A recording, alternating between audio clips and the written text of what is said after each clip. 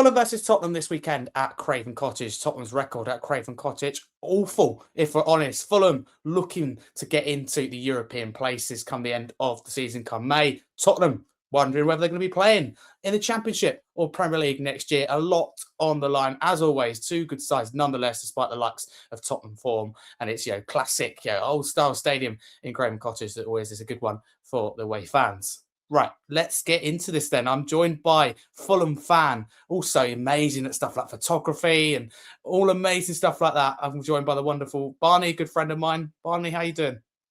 It's great to see you again, mate. It's always a pleasure to be on your podcast, and especially when our sides face each other, it's always a pleasure to talk about the game. Absolutely. And do you know what? I'll always remember my first away day was Fulham. We won't talk about the score because we lost 3-0. So it was awful. Good day apart from that as well. I enjoyed everything about the day, being in the press box, getting to see you, getting to collaborate about autism, football. But the result in the game under Ange, goodness me, it was our worst ever away game. And that's saying something. Not good. You'll want to talk about that, I'm sure. No, we won't talk about that. Oh, dear. No, we won't talk about that. That's good. We've got a lot to crack through. Thank you to everyone that's listening, whether it be via YouTube or audio platform. Get in touch. Drop me an email, scarfharry323@gmail.com. How you feeling as well? Whether you're a Tottenham fan, Fulham fan, how you feeling about your club or just a football fan? Let me know what you think as well of the content. Barney, I want to start, if that's okay, by talking about, your kind of season so far, ultimately, because it's been, I'd say, quite strong. I mean, you could, tell me if I'm completely wrong here, but you sit in 10th position with 37 points. To give people some idea, Tottenham, on the other hand, 16th, 6 places lower with just 29 points. So not a massive point swing in it, but 37 points at this stage, sitting in 10th place. Barney, what's been your thoughts so far? Are you eyeing up European places? I'll be honest with you. At the beginning of the season, obviously we started off Chelsea, and then we had Josh King, that infamous goal that he scored that was taken away. And at that moment, I thought, is it going to be one of those seasons where VAR's going to be against us? But steadily we found our feet, and my first home game was against Manchester United. We got a good draw against them, and we were showing sort of grit about us, and we've had some really good results along the way. We've beaten Chelsea, we've obviously beaten Spurs. We've had the epic 5-4 game against Man City where we could have got a point, which was quite frankly drained me. I was on the floor at the end of that game. We're in the 5th round of the FA Cup. If you look at where we are on the table, yes, we're 10th. But incredibly, this time last season, we were also 10th with only a point more. We had 38 points because I was doing the stats earlier, which is quite incredible. Exactly. It's solid. And considering the start we've had injuries. Muniz has been out for months and months. Raul Jimenez has pretty much been running the show up front. You can tell he's been knackered from all the games he's been playing, but look at him. He's rolling back the years. He scored twice against Sunderland. It's great to see after his head injury. I thought, was he ever going to be the same player again? We signed Oscar Bob. Kevin, unfortunately, is out for several weeks with injury. Got up against Sunderland. But Harry Wilson, in the form of his life, we've had him for many years now. I always knew he was a good player when we signed him, because obviously he played for Derby County, Chris's team, and I watched him there. He's a wonderful effort, and we need to sign a new contract for him. But yeah, 10th place, 37 points, FA Cup 5th round. I've got no reason to complain about that, mate. None at all. I assume you're looking ahead, though, rather than behind. As much as you've been happy so far, do you think that, let's say, 6th place, 7th place is achievable? Because it's really congested, as you'll know, points-wise. It's definitely within your reach. Have you got it in you, to be able to, A, firstly, achieve European football, and B, I suppose it doesn't matter now, but be able to juggle that if it comes around. But the main point is, is that what you're aiming for? Well, the saying goes in football, you can only beat what's in front of you, but March is going to be huge. Obviously, we got Spurs, your team, on Sunday. Then we play West Ham quite quickly at home again on the Wednesday. Southampton on the Sunday, home game, away to Forest, and then home to Burnley. Massive month. All teams below us. I said this to my Fulham friends at work, this could define if we finish mid-table or challenge for Europe. I would earmark at least 9 points if we're serious from that. We have to.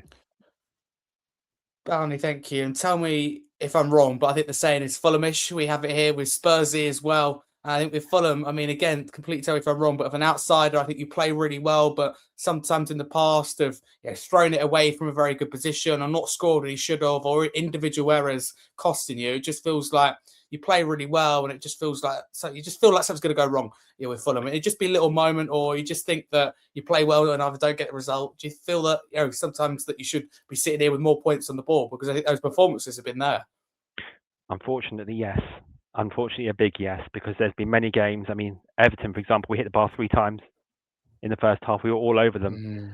And then I said to the guy next to me, you know what's going to happen, don't you? We're going to do a Fulhamish here. We haven't taken our chances. The second half is going to start. Everton will get belief. We will revert into our shell.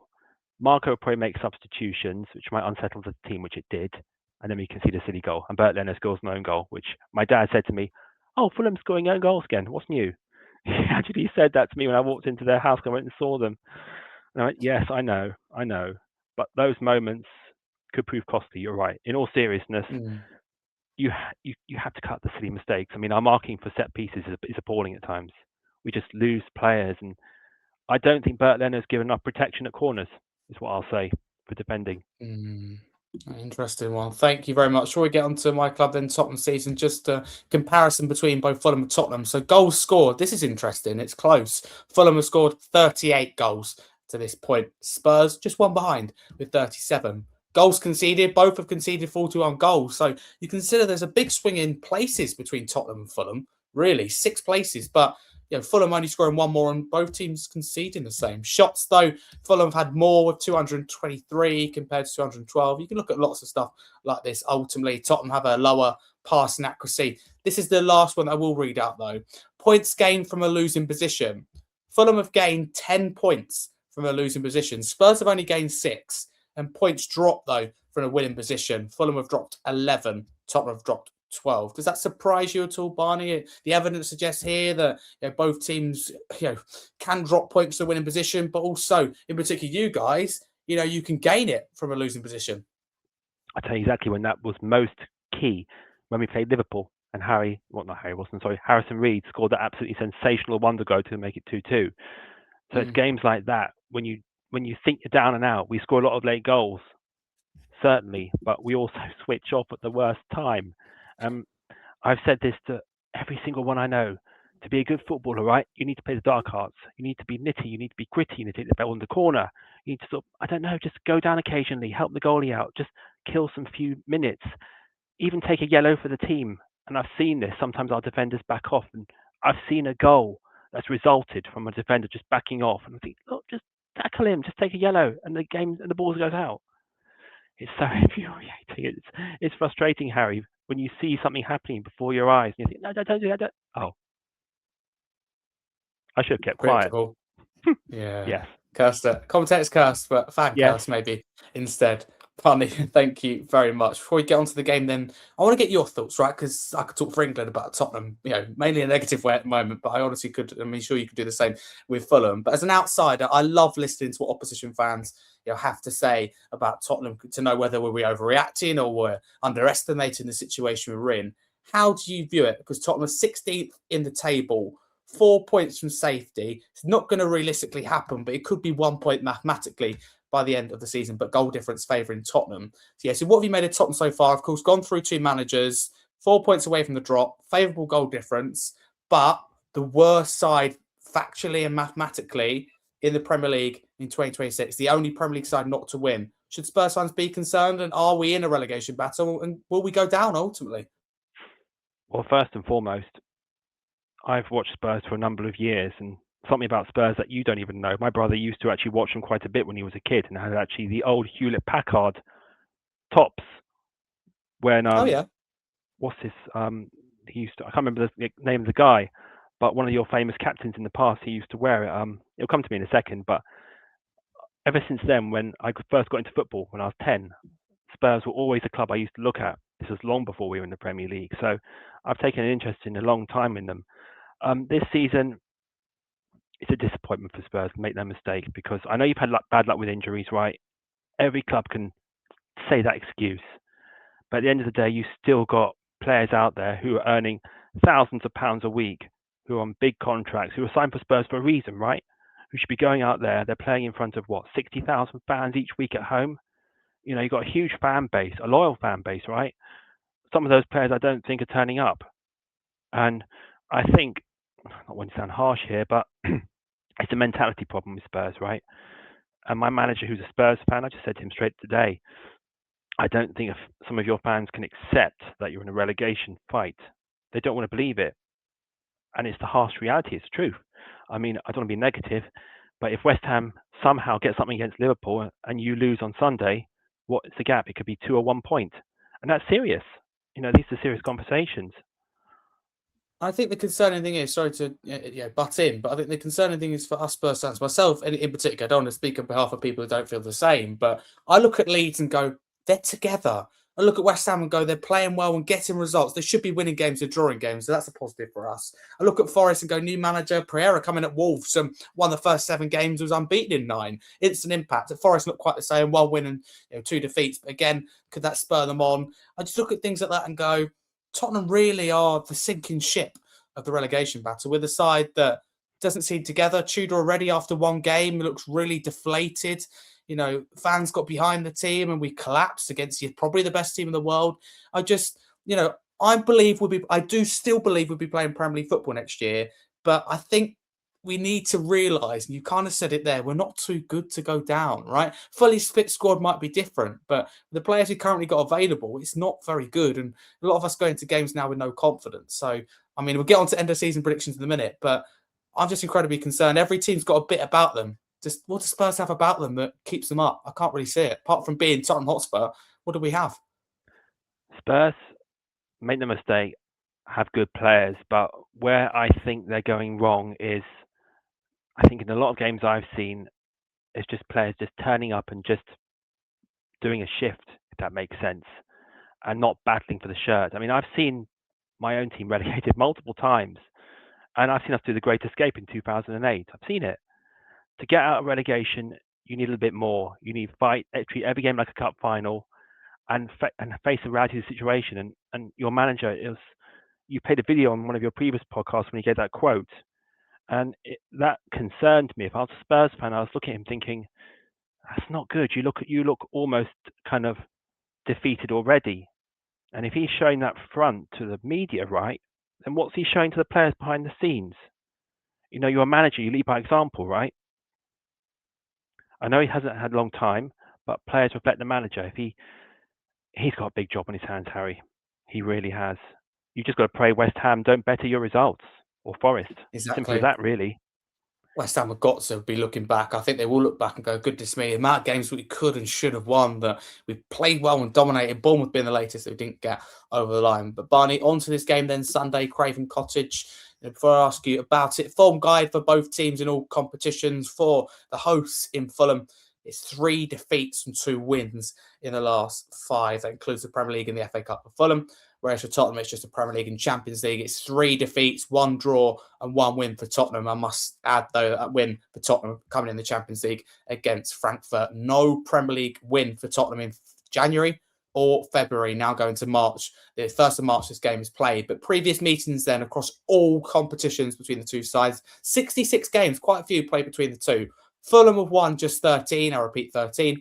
Tottenham won 36. So Tottenham have got the upper hand in this one by quite a margin, as you'd expect. But 17 draws. So quite a few draws. And the last 3 meetings then between the two sides. Fulham won the last one this season, November, 2-1 at the Tottenham Hotspur Stadium. They also won in March 2025, 2-0. And then 1st December 2024, that was the 3rd to last meeting. It was 1-1. Reminder that Fulham are looking to complete the league double over Spurs for just the 2nd time in their history after the 2003-2004 Premier League campaign, and after winning 7 consecutive away league games against Fulham between 2010 and 2023. Spurs, on the other hand, have now lost their last 2 at Craven Cottage by an aggregate score of 5-0. That's not good reading.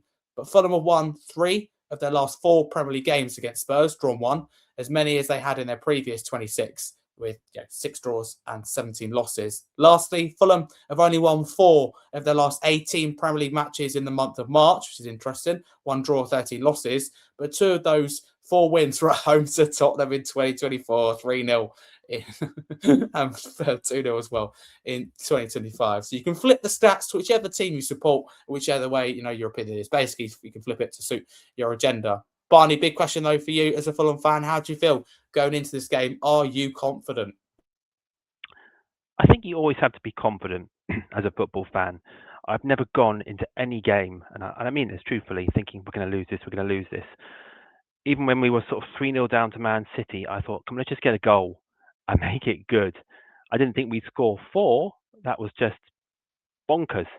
But when you sort of analyse our February, okay, we lost to City, everyone does, right?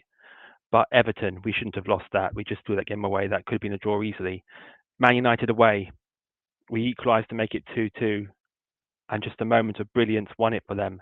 So all those kind of games are decided on nearly moments, not what I call a kind of declining form, if that makes sense. So you can sort of disregard a bit of February in that sense, and obviously starting, ending Sunderland win. Sorry, that was a great win. So the consistency is there. Going into this game, though, I won't give my score prediction just yet, but I do fancy us. You have to back your team at home. You have to. I mean, I would definitely say it'll be a close game. London derbies are always hard to predict. You can never predict them. But I think it'll be an entertaining one, definitely. I think there'll be chances of both sides because we don't keep clean sheets, Harry. We're allergic to them. Well, we're allergic to goal scoring, really. Who's going to score us the goals? No fit winger at the club. Tells us he's a striker, so that means factually we've got no winger. So great squad planning there in full effect. And as you said, it's not an excuse. Yes, I think we've been one of the, if not the most unlucky side with injuries. But the January window is an opportunity to address that. If it's not there, I get it, and I'll be going, look at this. It's really unfortunate, but we've had January, and we had 11 fit senior players in that second half against City. That was in the January window. The club chose to. And I know you can't plan for these things, but chose, I think, not to address it. And people go, yeah, but the opportunities didn't arise. If City can sign Gahey and Semenya, that's what ambition does, right?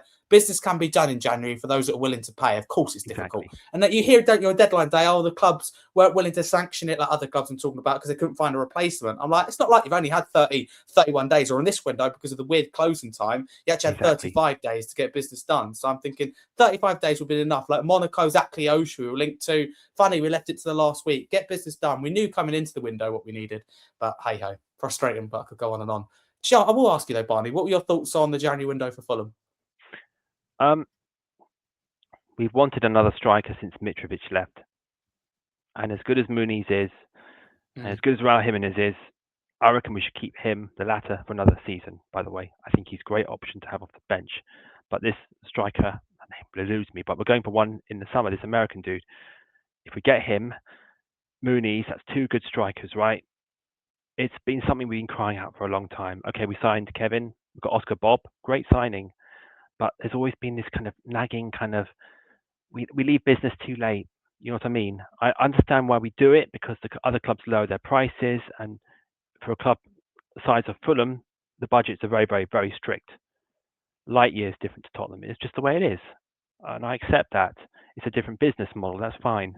I'd argue your recruitment's been better, though. You're right, but recruitment has been, I think, much better for Fulham, if I'm honest with you. Some of the players you brought in, like Kevin, for example, I would have loved at Tottenham, that flair player. We don't have someone like that. The closest is Xavi Simons, who I'm happy with.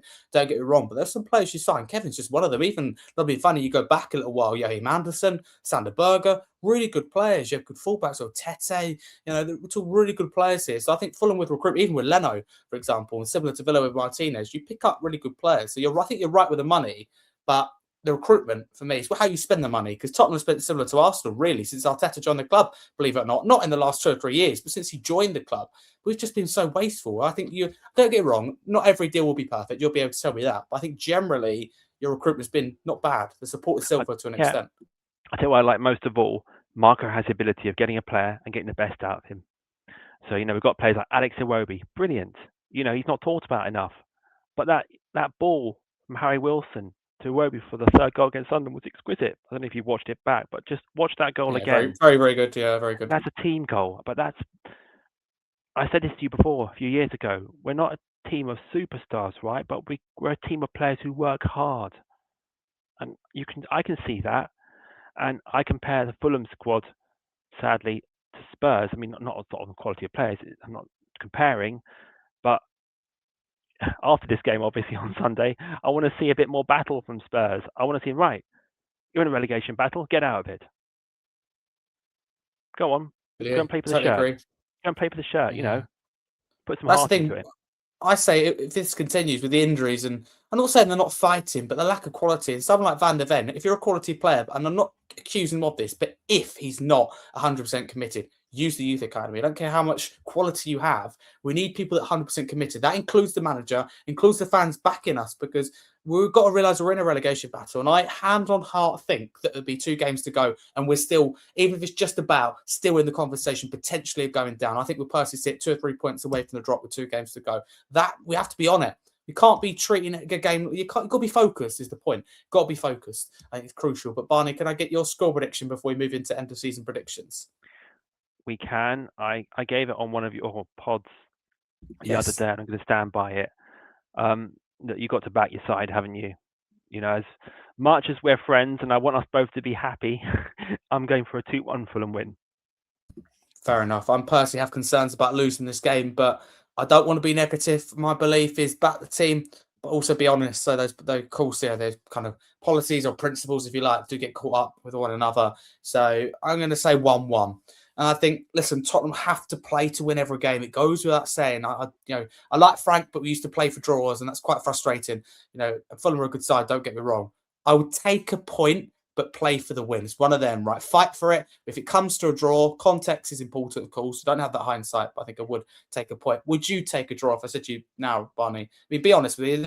I wouldn't be offended or anything. I mean, if I was a Fulham fan personally, I wouldn't take a point. So let me just throw it out there. I would, yes, Okay, because I you firmly would. believe in just getting points on the board and chipping away. And I've seen a few results go against us, and you think, yeah, over a season these kind of things balance themselves out usually. I mean, you sometimes get good decisions on VAR, bad decisions, a lucky goal deflected, but that might be your turn next week. But yeah, I take a point. I want 3, of course. Don't get me wrong. I'm the kind of fan. I'm quite ambitious. I've seen us in Europe, right? I've seen us beat Juventus 4-1 at Craven Cottage. Those I love those nights. You know what I mean? It's different. It's different to the Premier League. Totally. I can't describe it. Yes, I want European nights back. I want to climb that table, and yeah, I want to win. But I'm not a greedy person either. Yeah, exactly that. Appreciate it. If I wanted to, I just said it there. I'll say it again. If I was a Fulham fan, I'd be looking at Tottenham going, what a pile of poo. What an absolute mess. We can win this game. But as you said, the point is always better than nothing. Barney, to end then, end of season predictions for both clubs. Fulham, talk to me. How you do in all the competitions you're remaining, of course, primarily the Premier League. If we play the FA Cup seriously, I think we'll get to the quarterfinals and then face City and go out, because we usually do, or Liverpool. It happens. I'm kind of used to it now. We're a good side. I just think we need a bit more belief and application in ourselves. As for the table, Premier League, March is, as we discussed, is key. Obviously, we've got a lot of home games there, and all sides below us. Obviously, where we finished since we've been promoted again has been consistent. When going back to sort of when we won promotion and stabilised immediately, that was good. That was really good. It was refreshing to see. I thought, oh, we're not doing a Fulham this time. We're actually stable. Yay! I want to finish better than 10th. I really, really do. I want to finish in the top half. That would annoy me if we finished in the bottom half. So March is key. Get a few wins. Good cup run. I think we're capable of finishing in the top 7, 8. I go for 9th. I think we'll finish 9th. So ninth and quarter final. Okay, what do you think for Tottenham again? Please be honest. Honesty is always the best policy. I'd rather you be honest. Yeah, Well, I'll be Tottenham honest. finish in the Champions League and Premier League. It's a tricky one. I'm going to start with the Premier League because obviously that's our bread and butter, isn't it? Look, Tottenham in a bad place, make no mistake. We know that. It's well documented. And when the pressure is on, when we've watched enough games, Harry. When your luck's down, it's down, and you don't get the run of the ball right. And I just think it will require a moment of just I don't know, just anything just to change your luck, just a run of the ball, a fluky win, just something to get the belief back. I mean, if I was a Spurs fan, that's what I'd be thinking. Just get a win at all costs. Just get that win, get the belief going. I don't think you'll go down, but I think it'll be a struggle. I think it will go down to probably the final 5 or 6 games, and I think you will finish 16th. Okay. Champions League? Obviously, you're currently competing in the last 16 currently? Yeah, Atletico Madrid we've got Atletico Madrid, and then after that, if we get through, it does look tough. It could be potentially Arsenal if we get through to like the semis, for example. But for now, it is Atletico. I think they make the last 8, possibly the last 4. I'm Okay. unsure yet. I'll be very happy. I'd like to see an English club when the English clubs compete in the Champions League, except Chelsea. I back them. I'd like you to make the final. I think it's good for English football. But I think given your league, position, this is hand on heart now. This is my honesty. I think Spurs should just be taking the Premier League a bit more seriously now, and just that should be the key. Just getting away from that danger zone. Put emotion aside. Emotion, as us as fans, we want to see us, of course, do well. Even potentially somehow, if we're deluded, think we're going to win the Champions League. I mean, if we get that caught up, I'm not saying we can't, but very, very unlikely. You've got to recognise that. But I think going down would be catastrophic because make no mistake about it, wholesale changes at the club. Big people leave, upstairs, but in particular on the pitch. That's the real concern, right? That turnover. I don't think we come straight back up. I really don't. I don't even want to get into that discussion, but it's not a given that we come straight back up. The Championship is grueling. When we got relegated in 2015, look at us. We stayed down for a long time, and we almost went down again. It took a few changes of managers and a bit of pot luck, quite frankly. That's all it took. It's a tough 46-game season, grueling season. Tuesday, Saturday. No, I'll be honest with you, a club that Spurs don't need relegation because your players will probably all want to go. Your season ticket sales are plummeting. It's disastrous. You don't have that conversation. No one does. No, I've seen it, done it, got the T-shirt. Yeah, exactly that. Buddy, appreciate that first-hand experience, of course, as well as a Fulham fan with going down, but it's good to see a club in a better place. But that wraps up very nicely for this opposition preview. Really appreciate you giving me your time. Where can people follow you on social media? People want to see more from you, more posts, more content in general. I appreciate you very much, mate, and thank you very much for inviting me. Please follow me on Ambrose Barnaby on X and Barney FFC on TikTok. Great stuff. Thank you very much for your time, people. Thank you. You can drop me a follow at Scarfe22, but make sure to join my guest today, Ambrose Barney, on all socials such as X. Thank you very, very much. Really do appreciate it. Enjoy the game this weekend as well. And sorry, Barney, massive come on, you Spurs.